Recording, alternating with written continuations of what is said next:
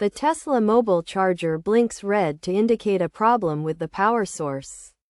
Common causes of this issue include a red connection, faulty outlets, software update errors, and a faulty charger. To resolve the issue, start by checking the connections.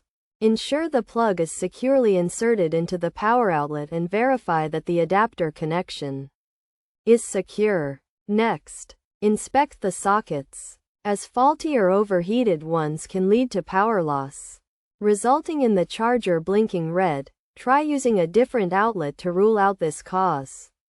If the issue persists, check for software updates, as a mismatch can cause the charger to malfunction. Updating the vehicle's software may eliminate the error. If the problem continues after checking the connections and software, the charger may have a mechanical or electrical fault, requiring repair or replacement. In such cases, contacting Tesla support for assistance with repair or replacement is recommended.